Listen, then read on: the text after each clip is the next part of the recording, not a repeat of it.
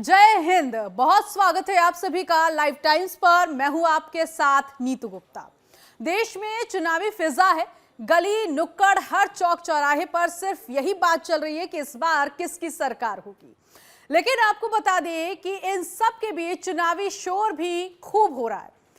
एक दूसरे पर नेता बयानबाजी कटाक्ष कर रहे हैं। आज इस खास कार्यक्रम में हम समझने की कोशिश करेंगे कि जीत का आखिर फॉर्मूला क्या है, कैसे कोई पार्टी जीतती है, हार की वजह क्या है, यह भी समझने की कोशिश करेंगे। और इसको समझाने के लिए इस खास कार्यक्रम में इस वक्त हमारे साथ मौजूद है लाइव टाइम्स के इनपुट एडिटर धर्मेंद्र कुमार सिंह जी। धर्मेंद्र जी, बहुत स्वागत है आपका। धन्यवाद।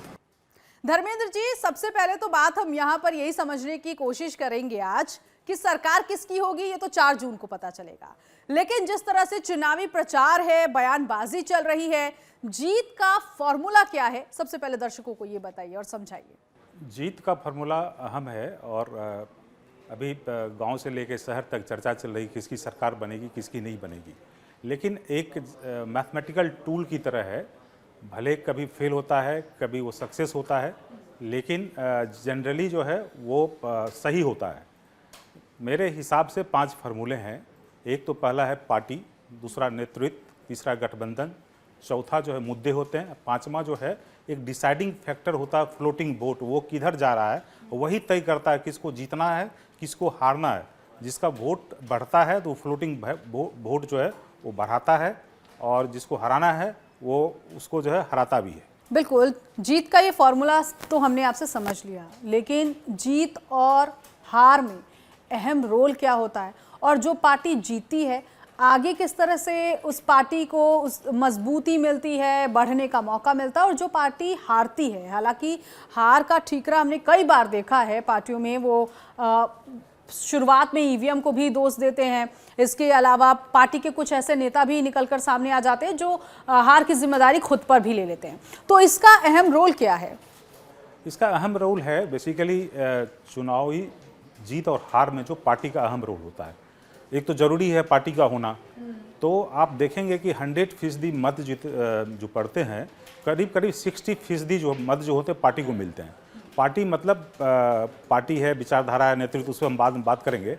आपको ये बता देते हैं कि मैं जूम करके चल रहा हूँ कि बीजेपी का वोट, बेस वोट जो 20% है, और कांग्रेस का भी बेस वोट जो है 20% है। और रीजनल पार्टी जैसे लालू की पार्टी है, नीतीश की पार्टी है, शरद पवार की पार्टी है, उधर अखिलेश की यादव की पार्टी है, मायावती की पार्टी है, स्टालिन की पार्टी है, बहुत सारी पार्टी है, उसका 20% मान लिया जाए तो 60% वोट जो है पार्टी के नाम से पड़ते हैं।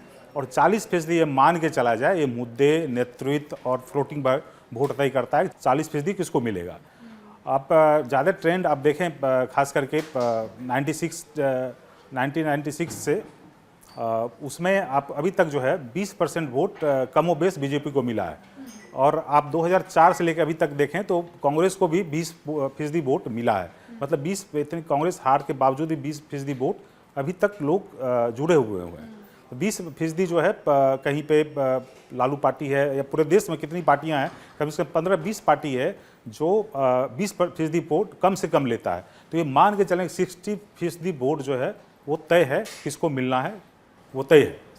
यानी कि पार्टी को 60% जो है वो पार्टी को मिलना है। हाँ, अब इसमें एक चीज मैं बता दूं कि ये पार्टी जनरली जो है ना, पार्टी के लोग जो केडर जो होते हैं वो बुरी स्थिति में भी पार्टी के साथ जुड़े होते हैं। तो आप देखेंगे कि हार तो हो जाती है पार्टी की, जीत तो हो जाती है पार्टी की, लेकिन वोटर उसके कहीं कमोबेश इंटैक्ट होते हैं। पार्टी के लिए आपका जो है केडर वोट बोलते हैं उसको। पार्टी होता है, नेता होता है, विचारधारा है, जाति है, धर्म है, पहचान है, क्लास है, उम्र है, व्यवसाय है, क्षेत्र है, भाषा है। इसके अलावा 10-15 पॉइंट होते हैं, और ये जनरली जो है जुड़े होते हैं कि इसमें कभी कभी सेंध लगती है। खास करके जब मान लीजिए कि बहुत एक पॉपुलर लीडर आ गया, या कुछ ऐसी घटना हो गई जैसे इंदिरा गांधी की हत्या हो गई, तो उस समय ज़बरदस्त वोटिंग हुई थी, कांग्रेस के फेवर में वोटिंग हुई थी, तो वो उसमें जो है थोड़ा सा हिलता है उसमें। लेकिन जनरली जो केडर का वोट होता है, विचारधारा की वोट होते हैं, ये जुड़े रहते हैं। तो ये मान के मैं ये परफेक्ट नहीं बोल रहा हूँ, लेकिन 60% जो है वोट वो पार्टी जुड़े होते हैं। जब आप सर्वे के लिए जाते हैं, पूछते हैं आप किस हिसाब से वोट दे रहे हैं, तो कोई बोलता है हम पार्टी के नाम से देते हैं, कोई बोलता है हम कि विचारधारा के नाम से देते हैं, कोई बोलता है नेतृत्व के नाम से देते हैं, कोई बोलता उम्मीदवार के नाम से देते हैं, कोई बोलता जाति के नाम से देते हैं, कोई बोलता धर्म के नाम से देते हैं। बहुत सारे चीज़ होता है जिसमें ये सब अहम होता है। तो आप जनरली आप देखेंगे कि कम से कम 60% वोट जो है पार्टी से जुड़े होते हैं। ठीक है, आपने तमाम बातें कही यहाँ पर चुनाव को लेकर, जिस तरह से मुद्दा, विचारधारा और पार्टी, लेकिन इन सब के बीच एक सवाल यहाँ पर अहम ये उठता है कि जो चुनाव में निर्णायक नेतृत्व है उसकी क्या भूमिका होती है और कितना इम्पैक्ट वो पार्टियों पर रहता है? नेतृत्व की भूमिका बहुत अहम होती है। आप आज़ादी से लेकर अभी तक देख लीजिएगा कि पार्टी में यदि नेतृत्व होता है तभी पार्टी जीतती है। आप नेहरू जी को ले लें, इंदिरा गांधी को ले लें, वाजपेयी जी को ले लें, जयप्रकाश नारायण को ले लें, मोदी जी को ले लें, तो यहाँ पे जो है नेतृत्व के हिसाब से पार्टी है। पार्टी के हिसाब से नेतृत्व तय नहीं होता है, उसमें तय तो हो जाता है, लेकिन उसमें यदि नेतृत्व मजबूत नहीं होता है तो फिर उसमें जीत और हार में अंतर होता है। जिसका नेतृत्व मजबूत होता है, जितना मजबूत होता है उससे पार्टी को फायदा होता है। तो नेतृत्व यदि बहुत मजबूत है तो आपका वोट बढ़ जाएगा, नेतृत्व बहुत कम है तो वोट गिर जाएगा। अभी CSDS ने हाल में ही सर्वे किया था जिसमें बोल रहा था, सवाल पूछा गया PM उम्मीदवार कौन है, तो करीब 48% लोग बोला मोदी, 27% राहुल गांधी, अरविंद केजरीवाल के बारे में 3% है, ममता बनर्जी के बारे में 3% और अखिलेश के बारे में 3%। लेकिन छोटे मोटे नेतृत्व हैं ये जो भले केंद्रीय राजनीति में अहम भूमिका नहीं निभाते हैं, लेकिन राज्य स्तर में भी जो है वो निर्णायक नेता होते हैं। जैसे आपको समझा दूं कि दिल्ली का इलेक्शन है, विधानसभा में केजरीवाल जीत जाते हैं, लोग लोकसभा में हार जाते हैं। विधानसभा में निर्णायक नेता जो है केजरीवाल हो जाते हैं, लेकिन लोकसभा में जो निर्णायक नेता जो मोदी हो जाते हैं। तो एक अहम फैक्टर है नेतृत्व। नेतृत्व यदि मजबूत है तो कमजोर पार्टी को भी आगे लेके जाने में सक्षम है। यदि नेतृत्व कमजोर है तो वो पार्टी को नीचे जा सकता है। आप खास करके देखिए कि इंदिरा गांधी के बाद राजीव गांधी की हत्या के बाद जो पार्टी लगातार गिरते रही और उस ढंग का नेतृत्व अभी तक नहीं मिला, इसलिए जो बहुमत भी नहीं मिला, और फिर मोदी आने के बाद जो है वोट हल्का हल्का गिर ही रहा है। तो नेतृत्व का असर होता है। यदि नेतृत्व राहुल गांधी कल मजबूत हो जाए बहुत, तो स्वाभाविक रूप से बीजेपी को नुकसान होगा, कांग्रेस को फायदा होगा। तो ये नेतृत्व का अहम रोल होता है। आपको नेतृत्व कैसे समझाते हैं कि 20% हम मान लेते हैं कि बीजेपी का वोट है, और 2009 में भी 20% करीब बीजेपी को वोट मिले थे, लेकिन 2014 में 31% वोट जो है बीजेपी को मिली थी। मतलब वो 11% का बढ़त हुई। मतलब इसको इस बेनिफिट के हिसाब से देखेंगे 53 से 54% ये बेनिफिट हुआ, नेतृत्व की वजह से हुआ। क्योंकि मोदी स्ट्रॉन्ग लीडरशिप आए इसलिए बीजेपी को फायदा हुआ। और आप देखिए 1984 के बाद किसी भी पार्टी को बहुमत नहीं मिला, इतने 30 सालों के बाद जो है किसी पार्टी को बहुमत मिला। तो नेतृत्व का असर था। यदि नेतृत्व मजबूत नहीं होता तो हो सकता था कि किसी को बहुमत नहीं मिलता। अब फिर आप देखें कि 2014 से 2019 के बीच बीजेपी की का वोट फीसदी 31 से 30% हो गया। मतलब 6% बढ़ा है। मतलब नंबर में, पॉइंट्स में बता रहा हूँ आपको। वैसे जो है 20 से 21% बढ़ा है। ठीक है, आपने कहा यहाँ पर कि मोदी आए तो बीजेपी को फायदा हुआ, तो मोदी के आने के बाद बीजेपी को कितना फायदा हुआ? और ये 2024 का इलेक्शन, इसमें भी ये सुगबुगाहट नजर आ रही है कि PM नरेंद्र मोदी के चेहरे पर ही चुनाव लड़ा जा रहा है। तो ये कैसा फ्रूटफुल? ये अभी आपको मैंने दिखाया कि बताया भी कि अभी जो जस्ट 15 से 20 दिन पहले CSDS ने सर्वे किया था, 48% जो है देश के देश के वोटर ने 48% बोला कि मोदी हमको PM चाहिए, और 27% राहुल गांधी बोला है। लेकिन वो 20-25 दिन पहले की बात थी। अभी वोटिंग हो रहे हैं, तरह तरह की बातें आ रही है। इसमें कुछ कह नहीं सकते हैं कि क्या होगा नहीं होगा, क्योंकि इंटरनल जो है वोटिंग के समय में कौन वोट डालने के लिए जाता है, कौन नहीं जाता है। तो बहुत सारे फैक्टर हैं, किसके वोटर गए, किसके नहीं गए। लेकिन जनरली जो है अभी तक यही होता रहा है कि नेतृत्व यदि मजबूत है तो पार्टी को मजबूती मिलती है। गठबंधन की भी बात हम यहाँ पर कर लेते हैं, बहुत अहम है। गठबंधन का अगर जिक्र हम ना करें तो शायद ये पेशकश जो है वो अधूरी रहे। तो गठबंधन का क्या रोल? गठबंधन का देखिए इतिहास समझ लीजिए। नेहरू जी बहुत दिन से प्रधानमंत्री थे। 52 से लेके जो है 77 तक जो है चुनाव हुआ यहाँ पे, और विपक्ष कमजोर थी। और विपक्ष को गठबंधन क्या चीज़ होता है इसको समझने में जो है 17 साल से ज़्यादा लग गया। ये गठबंधन यदि जितने विपक्षी पार्टी थे ये सारे पहले भी जुट जाते तो हो सकता था कि कांग्रेस को मुश्किल पैदा किया जा सकता था। आपको बता दें 67 में जो है 8 राज्यों में जो है कांग्रेस हार गई थी विधानसभा के चुनाव में, और 67 में ही गठबंधन के वजह से, छोटी छोटी पार्टियां थी उस समय, गठबंधन के वजह से 82 सीट, करीब करीब 80 सीट जो है कांग्रेस की घट गई थी। अब वही चीज देखिए 77 में गठबंधन हुआ, गठबंधन पहले भी हो सकता था, तो गठबंधन नहीं था, बेसिकली एक 4 पार्टियों का विलय हो गया, जनता पार्टी बना था। यदि इंदिरा गांधी इमरजेंसी लगाने के बावजूद भी ये गठबंधन नहीं होता तो मैं दावे के साथ कह सकता हूं कि इंदिरा गांधी ही जीतती। भले लोग बोल रहा लोकतंत्र की हत्या हो गई, ये हो गया, वो हो गया, यदि गठबंधन नहीं होता तो इंदिरा गांधी ही पूरी जीतती वहां पे। तो चूंकि 4 पार्टी का विलय हुआ तो इस वजह से वहां पे जनता पार्टी की जीत हुई।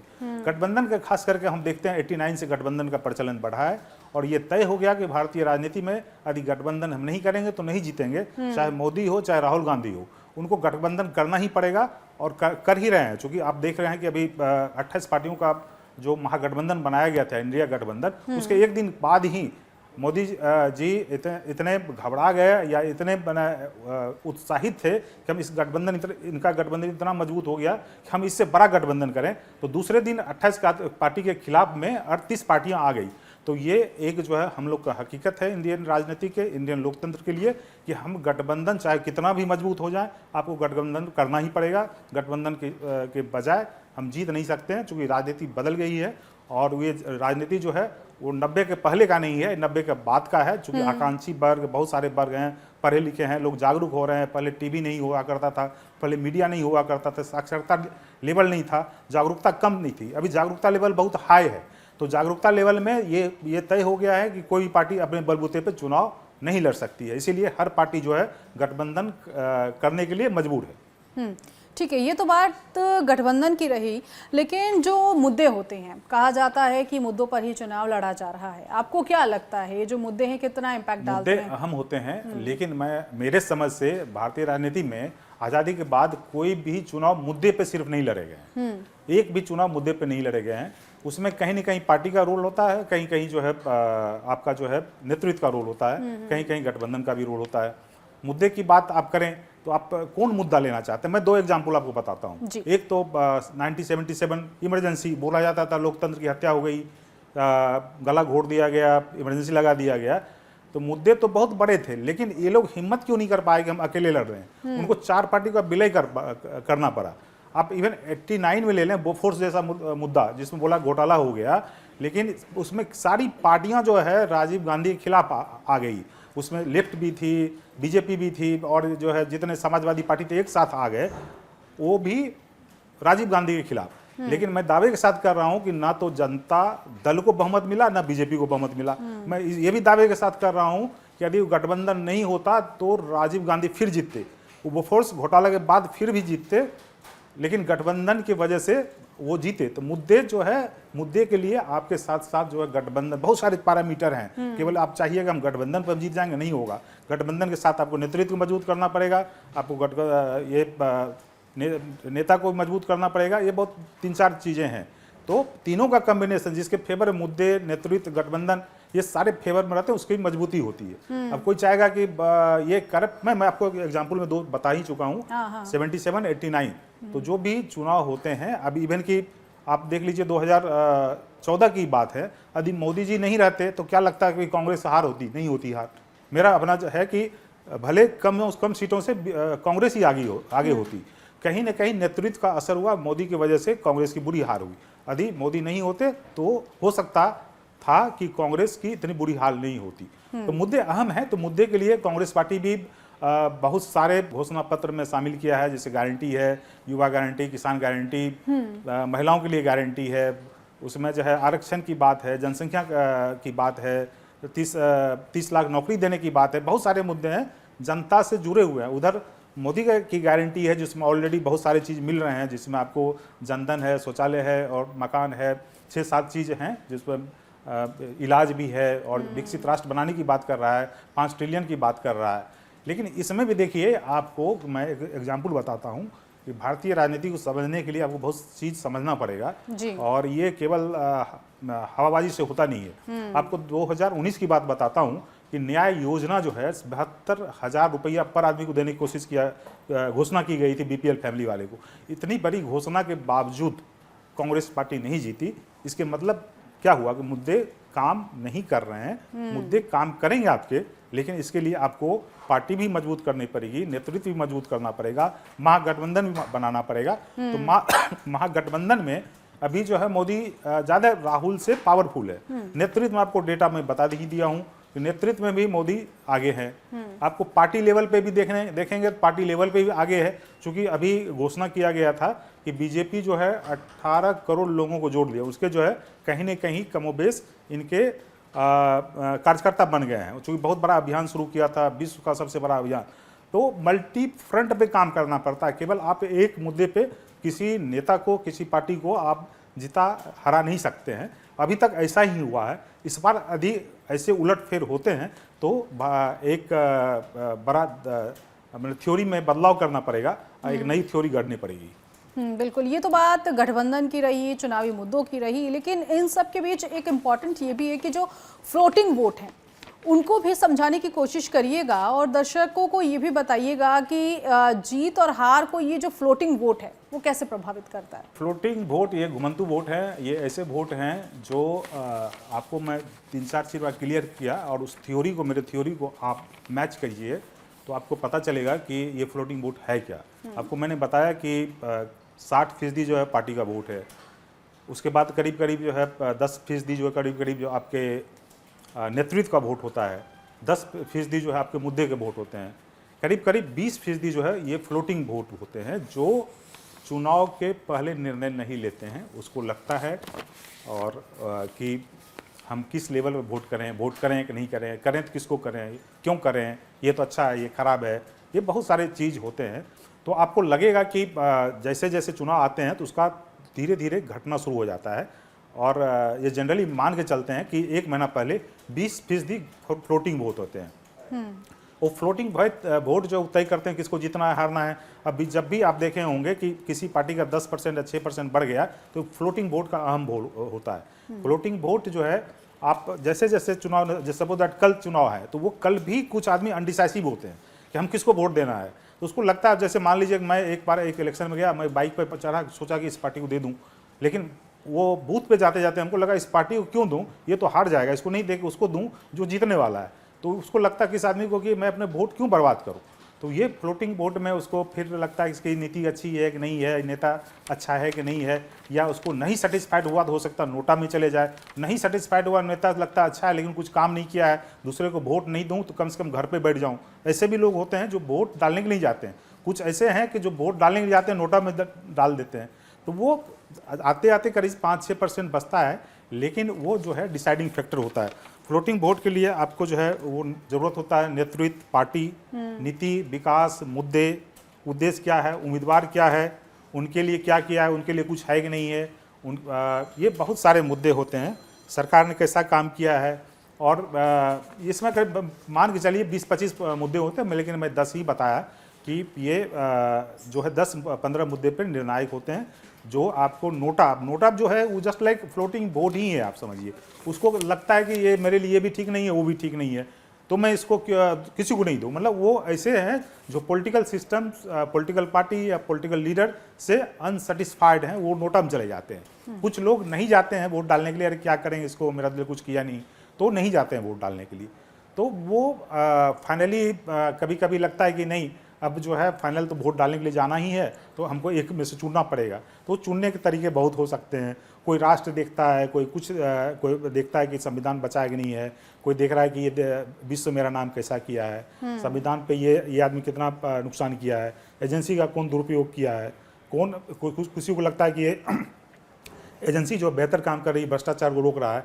तो ये अपने अपने पैरामीटर हैं, उस हर आदमी का अपना पैरामीटर है, हर आदमी का सोचने का अलग तरीका है। वो अपने सोचने के तरीके के हिसाब से निर्णय लेते हैं किसको वोट करना है, नहीं करना है। लेकिन ये फ्लोटिंग वोट जो है हर चुनाव में अहम भूमिका निभाता है। बिल्कुल। तो धर्मेंद्र जी, ये तो बात रही कि सरकार कैसे बनती है, जीत हार कैसे तय किया जाता है, आगे पार्टी कैसे बढ़ती है। इनपुट एडिटर धर्मेंद्र कुमार सिंह जी ने आज हमें ये समझाने की कोशिश की। धर्मेंद्र जी, बहुत शुक्रिया, आप इस खास कार्यक्रम में जुड़े। तो कुल मिलाकर देखिए, हार जीत क्या होना है, किसकी पार्टी जीतेगी, जीत का सेहरा किसके सिर पर सजेगा, ये तो 4 जून को पता चलेगा।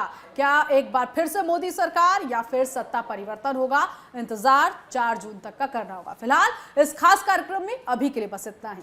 जय हिंद।